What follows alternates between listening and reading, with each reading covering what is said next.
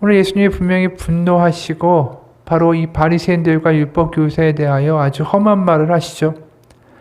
그래서 율법교사가 45절에는 모욕하신다 라고까지 이야기를 하는 거 아닙니까? 먼저 그 발단은 37절에 나와 있습니다. 예수께서 말씀하실 때 한 바리새인이 자기와 함께 점심 잡수시기를 청함으로 들어가 앉으셨더니, 바리새인이 먼저 예수님께 같이 식사를 하자고 청하고 그 다음에 예수님이 38절에 잡수시기 전에 손 씻지 아니함을 그 바리새인이 보고 이상히 여기는지라. 바로 유대 모든 사람들이 정결례를 따랐던 거죠. 정결례에 따라서 모든 사람들이 식사를 하기 전에 손을 닦아야 됩니다. 마치 손에 바이러스가 묻은 것처럼 그 정결례를 다 거쳐서 이제 음식을 먹도록 한 거죠.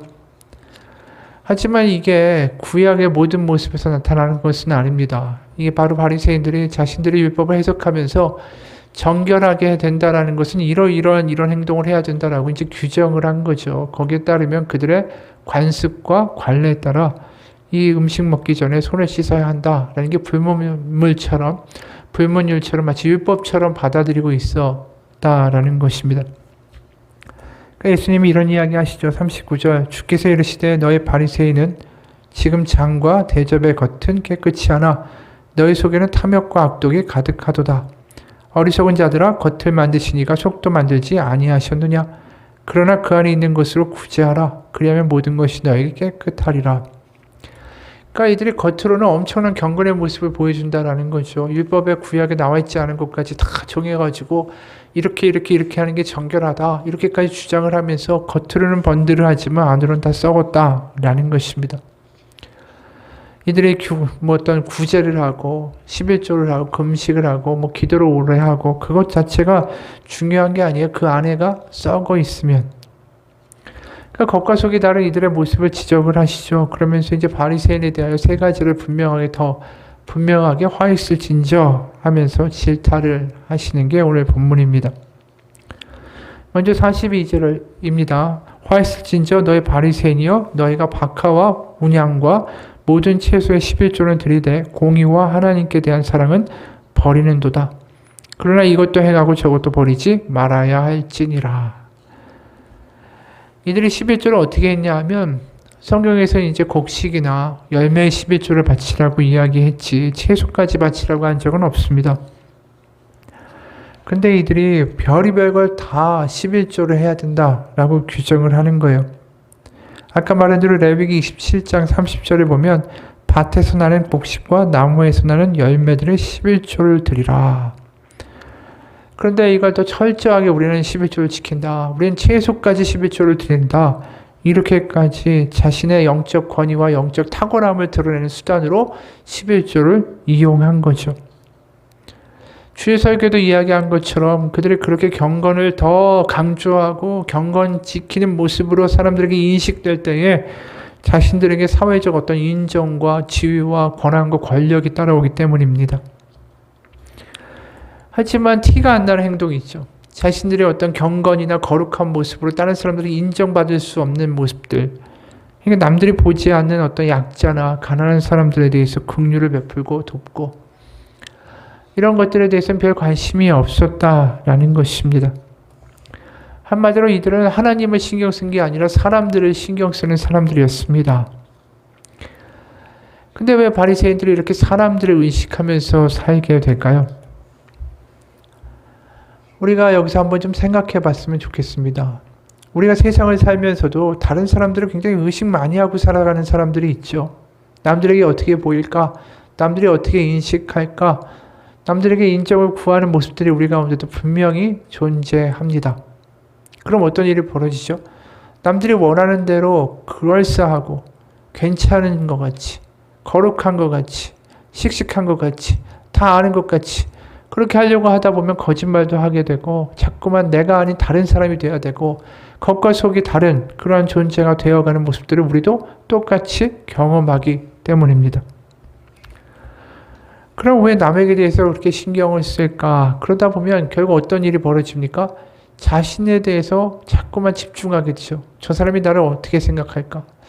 자꾸만 남에게 좋게 인식되려고 하는 사람들의 전형적인 특징은 자신에 대해서 과몰입한다라는 거예요. 그러니까 이게 역설적으로 들릴 수 있죠. 다른 사람들이 나를 어떻게 인식할까 해서 신경 쓰는 사람은 거꾸로 내 모습이 진짜 드러나지 않게 하려고 더 자신에 대해서 신경 쓰는 사람이다라는 역설적인 말이기도 한 것입니다. 어떤 책에서 읽은 글이에요. 인정의 욕구의 진짜 의미를 생각해 보시기에 사람들이 자신을 얼마나 주목하는가, 자신을 어떻게 평가하는가, 이런 인정 욕구에 사로잡힌 사람은 얼핏 타인을 바라보는 것 같아도 실제로는 자기 자신밖에 보지 못하고 나 외에는 관심이 없는 사람이라고 할 수 있네. 즉 자기 중심적이라네. 나 외에는 관심이 없다라는 의미에서 말일세. 자네는 타인에게 잘 보이려고 남들의 시선에 신경을 쓰는 걸세. 그것은 타인에 대한 관심이 아니라 본질적으로 자신에 대한 집착이나 다름이 없지. 지난번에도 내가 말했지. 자네를 싫어하는 사람이 있는 것은 자네가 자유롭게 사는 증거라고. 어쩌면 그 말을 듣고 자네는 자기 중심적이라고 생각했을지도 몰라. 하지만 지금 나누는 대화를 통해 확실히 알았을 걸세. 남에게 어떻게 보이느냐에만 집착하는 삶이야말로 나 외에는 관심이 없는 자기 중심적인 생활 양식이라는 것을. 자네뿐 아니라 나에게 집착하는 사람은 모두 자기 중심적일세. 그래서 자기에 대한 집착을 타인에 대한 관심으로 바꾸지 않으면 안 되는 거라네. 이 이야기가 굉장히 우리에게 주는 시사점이 있습니다. 다른 사람을 의식하는 사람, 남에게 어떻게 보일까 의식하는 사람은 거꾸로 나에게 집착하는 사람이라는 거예요. 내 진짜 모습이 드러날까봐 나를 어떻게 가리려고 자꾸만 나에 대해서 과몰입하는 사람들이 오히려 남의 인정에 대해서 신경 쓰는 사람이다라는 것이죠. 그러니까 그냥 자기 자신을 그대로 보여주고 남들이 어떻게 생각하든 상관없이 남들이 때로 나를 미워할 수 있을지라도 자기를 드러낼 수 있는 사람들이 그러니까 미움받을 만한 용기를 가진 사람들이 거꾸로 그 안에가 단단한 사람이다라고 말하는 것입니다. 그러니까 이 바리새인들은 자신들에게 과몰입한 사람들이죠. 남에게 어떻게 인식되느냐가 너무 중요한 거예요. 가만히 생각해 보면 거꾸로 그 안에가 텅 비어 있다라는 거죠. 그 안에 정말 하나님이 나를 사랑하신다, 내가 하나님의 자녀가 하나님의 백성이라는 분명한 자존감이 그 안에 존재한다면 남들이 나를 어떻게 보는가가 전혀 상관이 없는 거예요. 그래서 예수님이 산상수훈에서 말씀하시잖아요.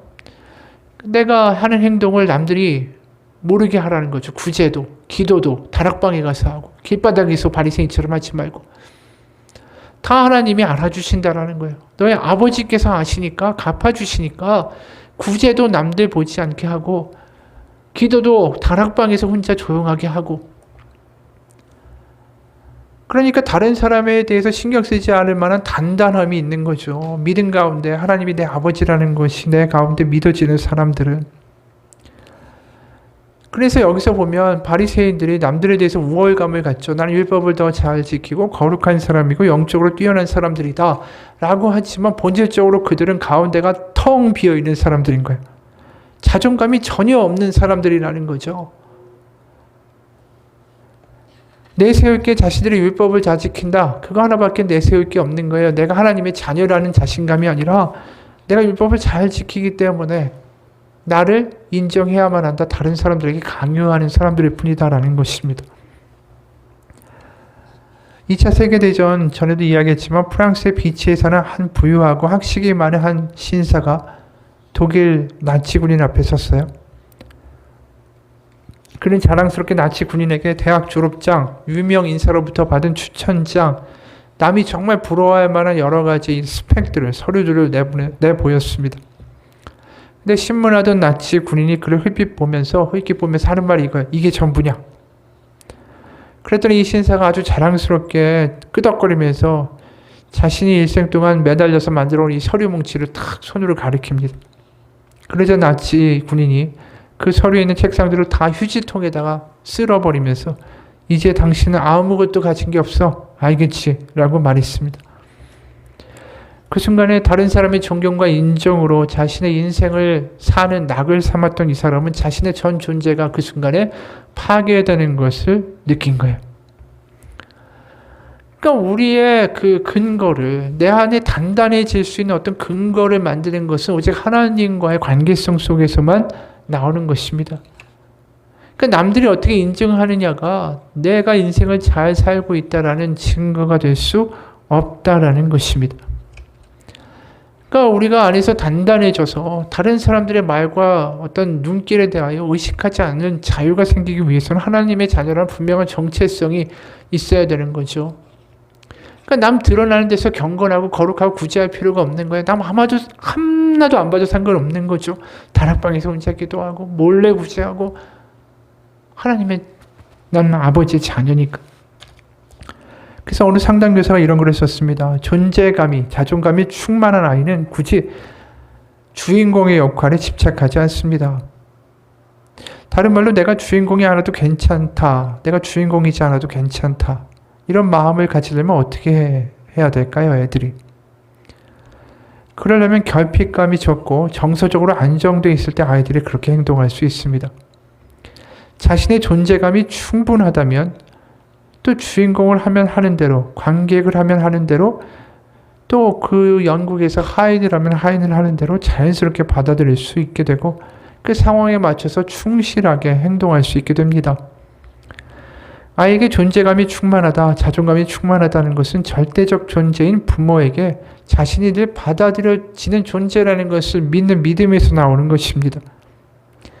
그렇기 때문에 부모님은 아이의 있는 그대로를 받아주고 또 아이들의 자존감을 세워주는 것이 중요하겠습니다. 맞는 이야기죠. 한마디로 믿는 구석이 있으니까 아이가 그래 나 주인공 안 해도 돼. 이런 자유가 아이에게 있는 거 아닙니까? 근데 부모에게 어떤 믿는다라는 어떤 그런 확신의 메시지를 받지 못하는 아이들은 자꾸만 어떻게 보면 인정받아야 되고 주인공이 돼야 되고 이런 행동으로 나온다라는 것이죠. 우리가 하나님이 나의 아버지가 되신다는 그 확실한 믿음 가운데 단단함이 우리 가운데 있으면 내가 나에 대해서 신경 쓰지 않아도 됩니다. 하나님이 나를 사랑하시고 내가 하나님의 자녀니까. 그럼 그 대신에 우리는 우리의 마음을 어디다가 쓸 수 있습니까? 내 자신을 염려하고 남들이 어떻게 볼까? 그거에 전전긍긍하는 대신에 우리가 그 마음을 가지고 다른 이들을 품을 수 있고 다른 이들을 도울 수 있고 다른 이들을 격려할 수 있는 마음의 공간이 생긴다라는 것이죠. 그래서 바리새인의 가장 큰 문제는 뭐냐면 바로 자신에 대한 과몰입이에요. 그리고 그 안에가 텅 비어버린 그 공허함이라는 것이죠. 근데 요즘 세상을 보게 되면 사람들이 정말 자신에 대해서 과몰입하는 것 같아요. 열등감을 가진 사람은 그 열등감을 가리려고 과몰입하고 교만을 가진 사람은 또 자신을 드러내려고 자신에게만 집중하는 것 같습니다. 자신에게 집중하는 사회, 나만을 생각하는 사회가 되어가고 있는 거예요. 그러면서 안에는 점점 공허해지는 거죠.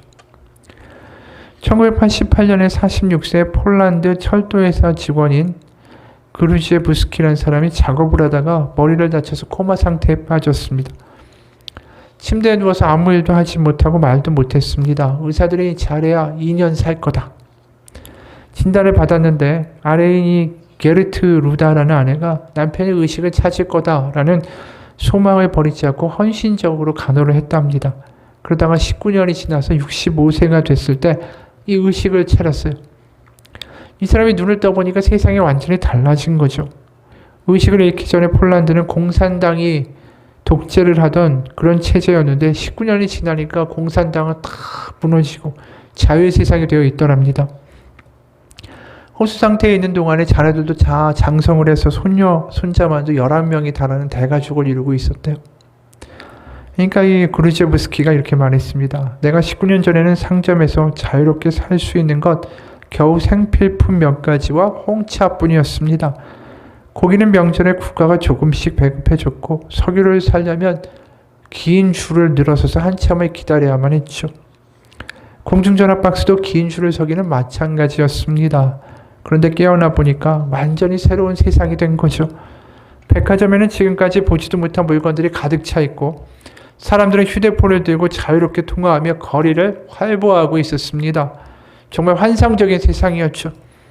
그런데 놀라운 거 한 가지는 사람들이 다 자기밖에 모르는 사람들로 변해 있었다라는 것입니다. 맞습니다. 현대인들에게 가장 큰 문제는 자신에 대한 과몰입이에요. 바리새인들도 자신들에게 과몰입해 있는 겁쟁이들입니다. 자신들의 텅 빈 모습을, 약한 모습을 보여주는 대신에 거룩하고 강한 척하는 가면을 쓰고 사는 편이 훨씬 나았기 때문이죠.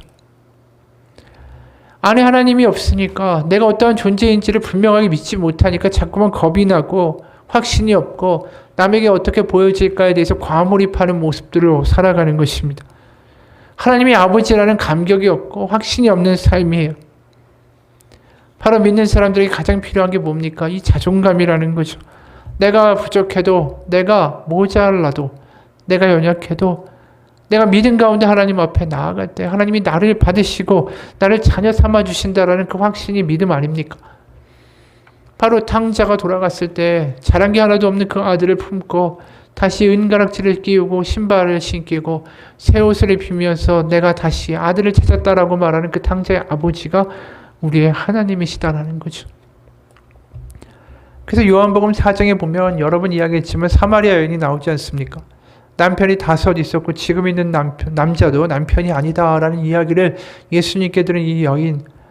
그러다 보니까 그 마을에서 완전히 찍혀 있었죠.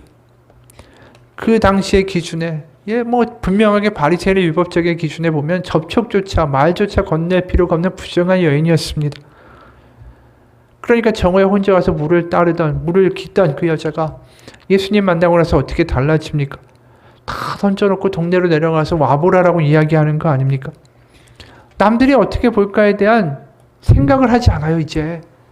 저는 남들이 어떻게 볼까 그게 두려우니까 그 정오에 혼자 가서 우물에서 물을 깃던 행동을 했던 사람 아닙니까? 그런데 이제 남들이 뭐라고 하든 상관이 없는 거예요. 그냥 뛰쳐내려가서 동네에 이야기합니다. 와보라라고. 왜 이런 변화가 있었을까요? 바로 내가 세상에 버려진 자가 아니라 메시아가 나를 찾아오고 하나님이 나를 기억하시는, 하나님이 나를 잊지 않는 하나님의 딸이다라는 그 마음 가운데에 확신과 깨달음과 믿음이 생겼기 때문이에요. 믿는 자의 담대함이라는 거죠. 그동안 공허했고 비어있던 마음에 분명한 확신이 생기니까 더 이상 세상이 어떻게 볼까에 대한 생각을 하지 않게 된 거예요. 이게 얼마나 놀라운 일입니까? 이영자라는 코미디언이 어디 연설을 가서 하는 이야기를 인상 깊게 들은 적이 있습니다. 이 사람이 이런 이야기를 해요. 토끼와 거북이 이야기에서 거북이는 왜 토끼랑 경주를 한다고 했을까요? 뻔히 해보면 질 경기고 사람들이 그런 모습을 보며 바보짓 한다라고 할 텐데요.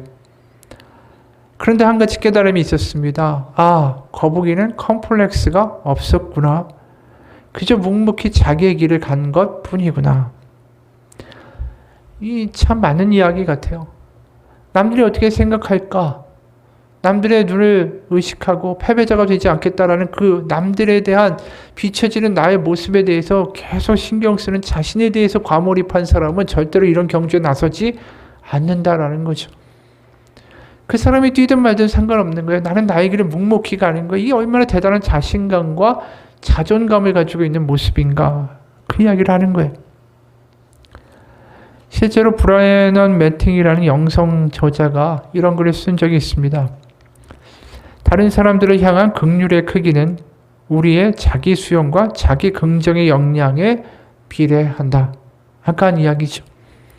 그리스도의 긍휼이 내면화되어 나 자신에게 적용될 때 남을 위한 삶의 돌파구가 열린다. 다른 사람에게 긍휼을 베푸는 삶은 우리 자신에게 치유를 가져오고 우리 자신에게 베푸는 긍휼은 다른 사람에게 치유를 가져다 준다. 그렇죠.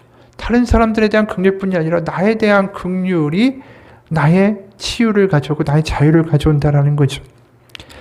자기 혐오는 성장과 성숙을 막는 무적의 장애물이다. 그것 때문에 우리는 다른 사람들과의 상호작용에 실패하고 사랑을 주지도 못하고 받지도 못하는 무능력자가 된다. 자기를 정죄하는 기억은 부정적인 것만 골라서 늘 추억하게 된다. 다른 모든 정서는 차단된 채 자신이 쓸모없는 존재라는 감정만이 군림하게 된다. 우리는 그럼 더 폐쇄적이 되고 대화가 줄고 다른 사람을 더 의식하는 사람들이 될 뿐이다. 자신을 긍휼히 여길 줄 모르기 때문에 다른 사람들을 돌본다라는 것이 실존적으로 불가능해진다. 오직 주님만이 인간의 연약함을 이해하시는 은혜와 자비로 우리를 나 스스로부터의 소외와 자기 정죄로부터 해방시키시며 깨어진 모습에 우리 각자에게 새로운 가능성을 열어주신다. 그분은 우리를 우리 자신으로부터 구원하시는 구주시다. 자신을 있는 그대로 수용하면 권력이나 타인의 인정에 대한 갈증이 사라진다. 자신과 친밀해질수록 안정감이 커지기 때문입니다. 우리는 더 이상 힘이나 인기를 얻으려 하지 않는다. 유한한 인간의 현실을 수용하기에 우리는 더 이상 비판이나 모순을 두려워하지 않는다. 그래서 하나님과 하나 된 우리는 더 이상 남의 마음에 들려는 욕심에 시달리지 않는다. 단순히 자신에게 진실할 수 있을 때에 내적 평안도 지속되기 때문이다. 그렇죠. 내 자신이 하나님 안에서 진실해지고 그것이 그대로 하나님 안에서 받아들여질 때 우리 안에 평안이 있는 거죠. 아, 저 사람이 날 어떻게 생각할까? 내가 이렇게 말한 것 때문에 나중에 문제가 되지 않을까? 전전긍긍하는 생각으로부터 자유케 된다라는 거예요. 이게 하나님을 믿는 이의 자유와 용기와 자존감이다라는 것이죠. 그게 거북이 아닌가라고 아까 이야기한 거예요. 냅다 달리고 남보다 더 빨리 달려서 승리하겠다라는 생각에만 집중하는 게 아니라 그냥 내 자신으로 내 걸음으로 내 페이스로 걸어가도 괜찮다. 왜요? 우리는 하나님의 자녀일 뿐 아니라 이 세상이 끝이 아니라 우리 다음엔 영생이 있기 때문이죠. 그렇기 때문에 이 바리새인에 대하여 이 텅 비어있는 바리새인이 앞에 나서서 자신들이 하나님을 안다라고 떠드는 그 모습 가운데 예수님이 질타하시는 거죠. 43절 화 있을진저 너희 바리새인이여 너희가 회당의 높은 자리와 시장에서 문안받는 것을 기뻐하는도다. 실제로 바리새인들은 회당에서 가르칠 때 입는 옷을 입고 회당에 으뜸 가는 자리에 앉았고 또 시장에 나갈 때도 그 옷을 그대로 입고 다닌 거예요. 그러니까 어딜 가나 표가 나죠. 그럼 보는 사람마다 고개를 숙여서 그 사람에게 인사를 했습니다. 근데 가만히 생각해 보면 그건 그 말씀을 가르치는 사람에 대한 존경을 하는 건데 사실상 그 뒤에는 하나님을 존경하기 때문에 그 사람을 존경하고 인사하는 거 아닙니까? 그런데 이 바리새인 사람들은 그걸 하나님이 아니라 자신에게 인사하는 거로 즐겼던 사람이에요. 마치 그 백마를 탄 왕자가 있는데 사람들이 그 왕자가 백마를 타고 지나갈 때 다 경례하고 절하고 엎드립니다. 그랬더니 백마가 이런 생각을 하는 것과 똑같은 거죠. 내가 정말 위대하기 때문에 나에게 절을 하는 것이다. 사람들은 백마에게 절하는 게 아닙니다. 왕자에게 절한 것이지. 바로 이런 모습이었던 거예요. 가운데로 텅 비어있는데 근사한 모습으로 사람들에게 하나님께 가는 영광을 이제 빼앗아서 자기들이 그걸 이용하고 있었던 것이죠. 한마디로 자신에게 중독되어 있는 불쌍한 사람들이었다라는 것입니다. 44절에 화 있을진저 너희는 평토장한 무덤 같아서 구일을 밟는 사람이 알지 못하느니라. 이야기는 뭐냐 하면 평토장이 되면 이제 흙이 덮여 있으니까 사람들이 그게 무덤이라는 것을 모르죠. 그러다 보니까 그 위를 밟고 다녀도 전혀 깨닫지 못한다라는 것입니다. 하지만 그 밑에는 썩어가는 시체가 있는 거죠. 원래 율법에서 절대적으로 금기시하는 게 뭐냐 하면 죽은 시체를 만지면 안 된다. 접촉하면 안 된다라는 거예요. 그러니까 겉은 말짱한데 안에는 썩은 시체, 부정한 게 가득한 게 바리새인 너희다. 너희 안에가 텅 비어있다. 바로 그 이야기를 예수님이 지적을 하시는 것입니다. 여러분, 우리가 여기서 분명하게 알아야 되는 것 다른 게 아닙니다. 하나님의 자녀는 예배를 잘 드리고 11조 헌금 잘하고 봉사 잘하고 거기서 끝나는 게 아닙니다. 바로 나에 대한 중독, 나에 대한 과몰입에서 자유할 때에 정말 믿는 사람의 변화가 시작이 돼요. 이게 거듭나고 내가 죽고 내 안에서 예수님이 사신다라는 표현의 해석이에요. 바로 나에 대한 중독, 나에 대한 생각, 나에 대한 몰입이 죽고 이제 내 안에서 예수님이 사시고 거듭나고 남들이 나를 어떻게 볼까에 대한 생각으로부터 자유로워지는 것, 그게 거듭난다라는 것이죠. 그 모든 것들은 결국 하나에 달려있는 겁니다. 하나님이 정말로 살아계시다. 그리고 하나님이 나를 자녀 삼으셨다. 이 사실이 나에게 철저하게 믿어져서 나의 삶을 흔들어서 나를 이끌어가지 않으면 지금 말한 이 행동이 그러니까 남에게 시선으로부터 자유로워지는 어떤 삶의 변화가 일어날 수가 없어요. 계속 주눅드니까. 그러니까 그래서 믿는다라는 게 이게 그냥 우리가 교회에서 예배드리고 주일 예배드리고 성경 공부하고 11조하고 뭐 헌금하고 봉사한다는 차원하고 다르다라는 거예요. 믿음이라는 게. 줄타기 고기사인 블로딘이라는 사람이 있었어요. 이 사람은 나이아가라 폭포에서 미국과 캐나다 사이에 이제 외줄을 놓고 외줄타기 고개를 성공해서 아주 유명해진 사람입니다. 그가 막대기 하나를 들고 거센 물결과 폭포가 휘몰아치는 나이아가라 위를 가로질러서 외줄을 타고 캐나다 쪽에 도착을 해요.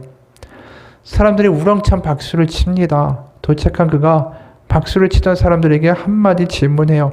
여러분, 제가 이 막대기를 들고 또다시 미국 쪽으로 갈 수 있다라고 믿으십니까? 사람들은 예, 믿습니다 라고 소리쳤어요. 그때 다시 그 앞에 앉은 꼬마들에게도 여러분도 내가 막대기를 들고 미국 쪽으로 건너갈 수 있다라고 믿어요. 그때 아이들이 예, 믿습니다라고 대답했어요. 그때 그가 다시 말했죠. 여러분, 제가 이 앞에 있는 소년들 중 한 사람을 등에 업고 건너갈 수 있다라고 믿습니까? 사람들의 대답 소리가 아까만큼 크진 않았지만 그래도 상당수의 사람들과 꼬마들이 네, 할 수 있습니다라고 대답했어요. 그러자 그는 맨 앞줄에서 소리치던 꼬마에게 얘야, 내 등에 업혀 그랬어요. 그랬더니 그 좀 전까지 크게 네, 믿습니다라고 외쳤던 꼬마가 이 업히기를 주저하는 거죠. 그래서 또 다른 꼬마에게 물으려고 할 때 느닷없이 어떤 꼬마 하나가 앞으로 탁 나오는 거예요. 아저씨, 제가 업힐게요. 그 천진난만한 꼬마를 등에 업고 안전벨트를 잘 묶고 다시 막대기를 들고 미국 쪽으로 외줄을 타고 건너가기 시작했습니다. 결국 꼬마를 업고 줄타기를 성공했어요. 많은 사람들이, 아이들이 이 사람이 외줄타기에 성공할 거라고 믿는다라고 소리쳤습니다. 하지만 그 사람들이 정말로 믿는다라고 말할 수 있을까요? 결과적으로 자기 생명을 맡기고 그 뒤에 엎혀서 외줄을 탄 그 꼬마 하나만이 정말로 믿는 사람이었다라는 거죠. 여러분, 우리에게 하나님은 도전하시는 거예요. 바리새인의 이야기를 통하면서 우리 가운데 도전하시는 것입니다. 정말로 믿느냐? 하나님이 살아계시고 예수님의 그 십자가의 은혜로 복음으로 자녀된 것을 정말로 믿느냐? 믿음이 너를 자유케 할 것이다. 믿음이 너 자신으로부터 너를 자유케 할 것이다. 바로 바리새인들이 그 복음을 듣고 자기로부터 자유했어야죠. 하나님이 오늘 바리새인에 대하여 예수님이 화했을진저 저주받을 거다 이렇게까지 강력하게 이야기하시는 게 바리새인을 그렇게 증오하시고 미워해서만 그러셨을까? 그거보다 저는 우리가 다 바리새인 같은 모습이 있잖아요. 예수님이 우리에게서 바리새인과 같은 그러한 모습들을 없애버리고 싶어 하시는 거 아닐까? 거꾸로 말하면 너무 안타까워 하시는 거 아닐까? 하나님을 믿는다고 하면서도 여전히 그렇게 살아가는 우리의 모습이 답답하신 거 아닐까? 이 바리새인의 모습, 우리 안에 있는 그 바리새인이 죽어야 되는 거 아닌가? 그걸 바라시는 거 아닌가? 우리 안에 바리새인과 같은 겁쟁이 같은 모습이 여전히 있기 때문이죠. 얼마 전 어떤 목사님이 쓴 글에 공감을 했습니다. 글의 내용이 이래요. 어느 날 사무실로 한 장로님이 찾아오셨다. 목사님, 저 암이래요. 수술해야 한답니다. 기도해 주세요. 하나님이 저에게 낮아지라고 하시네요. 나는 장로님을 위해서 기도했다. 그리고 장로님 수술을 받으셨다. 하지만 수술이 완전하게 되진 못해서 다시 수술을 하게 됐다. 장로님은 수술 전에 다시 찾아오셔서 이렇게 말씀하셨다. 목사님, 하나님이 저에게 더 낮아지라고 하시네요. 그런데 참 이상하죠? 마음은 너무나 평안합니다. 이게 얼마나 우리로서는 보면 대단한 모습 아니에요? 암 때문에 수술해야 되고 수술이 온전치 않아서 또 수술해야 되는데 마음은 평안하다. 자기에 대해서 몰입한 사람은 아마 매일매일 인터넷 찾아보고 뭐 무슨 카페 같은 데 가서 내가 어떻게 될까? 이렇게 하면 어떤 경우의 수가 있을까? 이렇게 하면 내가 어떻게 돼서 무슨 부작용이 있을까? 이 의사는 나에 대해서 제대로 수술할 수 있을까? 이 의사는 여기에 전문가일까? 내 다른 병원 가야 되는 거 아닐까? 얼마나 많은 걱정을 하겠어요. 수술하기 전까지 걱정 때문에 밤을 지새울 거예요. 근데 이분이 이상하죠, 목사님. 마음은 너무나 평안해요.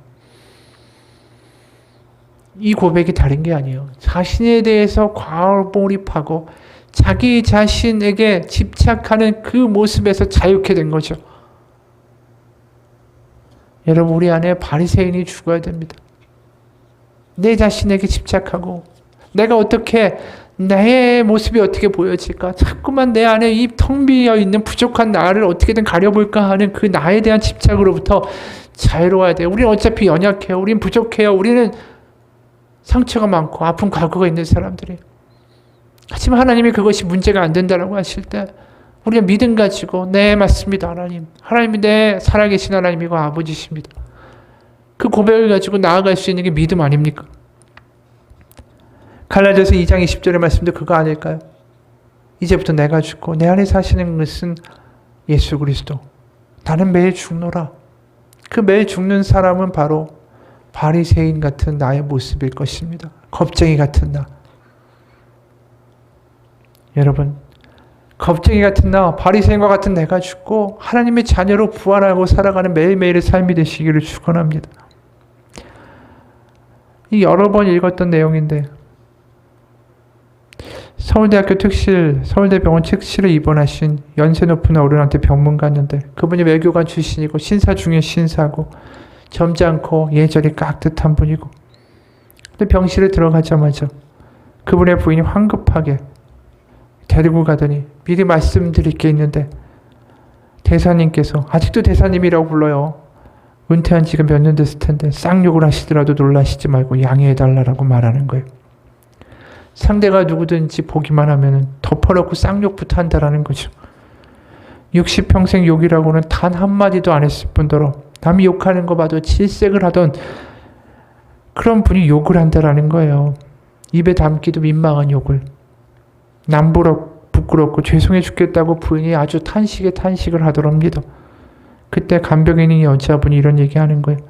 정신 놓아버린 다음에 저렇게 욕이 나는 환자는 아주 양호한 편이다. 자신이 주로 서울대학병원 특실에 상류사회 환자들에게 고용돼서 사회적으로 정말 유명한 저명 인사들을 많이 간호하게 됐는데 그들 중에 얼마나 회개망측한 환자들이 많았는지, 어느 사람은 닥치는 대로 사람을 물어뜯는 그런 사람도 있었다라는 거예요. 사람이 어떤 존재입니까? 다 이런 존재예요. 겉으로는 거룩하고 고상하고 학식 있고 교양 있고, 하지만 그 안에는 다 이런 게 들어있는 거예요. 물어뜯고 욕하고. 여러분, 우리는 그런 존재들입니다. 근데 자꾸만 바리새인처럼 근사하게 보이려고 애쓸 필요 없습니다. 내가 스스로 강해지려고 하고 내가 스스로 뭔가 딴 사람들한테 잘 보여주는 내가 되려고 애쓰는 그런 일을 하기 위해서 거짓말도 하고 오버도 하고 있는 척, 강한 척, 믿는 척 그렇게 할 필요 없습니다. 정작 내 안에는 이렇게 사람 물어뜯고 험담하고 욕하는 이런 부족하고 연약한 아주 모자란 내가 있는데 말입니다. 그래서 우리가 갈라디아서 2장 20절의 말씀에서 매일 내가 죽노라 해서 그 죽는 나는 바로 내가 보기에 근사한 나예요. 근사한 나. 야, 교양 있고 학식 있는 나, 품위 있고 믿음 좋은 거 같은 나, 남들에게 어떤 이런 가르침도 주고 남들에게 존경도 받는 나, 정말 뛰어난 나, 그 내가 죽어야 돼요. 우리가 가장 죽이고 싶지 않은 내가 죽어야지 거기서 진정한 부활이 나타납니다. 왜요? 그 밑에 있는 진짜 내가 나타나기 때문에. 정말 고상한 척, 있는 척, 아는 척, 믿는 척 하는 내가 다 죽을 때 그 안에 진정한 겁쟁이가 드러나요. 하나님 안에서 정말 하나님 저 겁도 많고요. 제가 믿는 척하지만 믿음도 없고요. 제가 센 척하지만 세지도 않고요. 제가 아는 척하지만 아무것도 모르고요. 하나님 저 그렇게 부족한 자입니다. 내 안에 바리새인이 죽을 때 그 고백이 생겨요. 근사한 내가 죽을 때 내 안에 숨겨져 있던 그 겁쟁이 같은 모자란 내가 구원을 받게 된다는 거예요. 여러분 우리가 근사한 모습이 죽고 내 안에 그 약한 겁쟁이가 구원받아야지 참 믿음의 변화가 일어나는 것입니다. 심지어 나는 외면하고 있던 내 마음 깊숙한 곳에 그 겁쟁이가 하나님을 만나야 내 삶이 진짜 변화될 수 있는 것입니다. 캐롤 윌머의 그리스도인이라고 말할 때는 이 글을 읽고 마치겠습니다. 내가 그리스도인이라고 말할 때는 구원받은 자임을 외치는 것이 아닙니다. 오히려 죄인임을 속삭이는 것입니다. 그래서 하나님을 선택했다고. 내가 그리스도인이라고 말할 때는 교만한 마음으로 자랑하는 게 아니라 여전히 실수투성이인 나라고 인정하는 것입니다. 그래서 하나님의 도우심이 늘 필요하다고. 내가 그리스도인이라고 말할 때는 내가 강한 자임을 드러내는 것이 아닙니다. 내가 약하다고 고백하는 거고 그래서 하나님이 늘 힘주시기를 기도하는 겁니다. 내가 그리스도인이라고 말할 때는 내가 성공했음을 자랑하는 게 아니라 나는 실패자임을 시인하는 것입니다. 내가 진 빚을 다 갚을 수 없다고. 내가 그리스도인이라고 말할 때는 모든 것을 안다라고 말하는 게 아닙니다. 오히려 내 안에 혼란스러움을 인정하는 것입니다. 그래서 겸손히 하나님의 가르치심을 구하게 됩니다. 내가 그리스도인이라고 말할 때는 내가 온전하다고 주장하는 게 아니라 부족함이 많음을 고백하는 것입니다. 그래서 오직 예수 그리스도의 인도하심만을 믿는다라고 인정하는 것이죠. 내가 그리스도인이라고 말할 때는 삶의 고통이 다 사라졌다라는 뜻이 아닙니다. 여전히 내 몫의 고통을 감수하며 그래서 그 가운데 하나님의 이름을 찾는다라고 말하는 것입니다. 내가 그리스도인이라고 말할 때는 다른 사람들을 판단하겠다는 것이 아닙니다. 네, 오히려 판단의 권위가 내게 없음을 인정하고 나 역시 부족하지만 하나님의 사랑을 받고 있는 자일 뿐이라고 말하는 것입니다. 같이 기도하겠습니다. 하나님 아버지, 근사한 내가 죽고 겁쟁이 같은 나, 부족한 나, 엉터리 같은 내가 구원받기 원합니다. 나마저 싫어서 감추고 살았던 내 안에 깊숙한 내, 부족한 그 떨고 있고 겁 많고 근심 많고 눈물 많은 그 내가 하나님 앞에 구원받기 원합니다.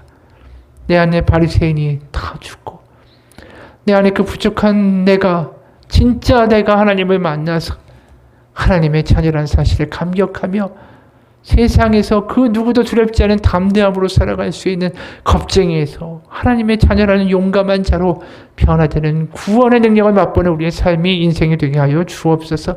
예수님 이름 받들어 기도합니다. 아멘. 같이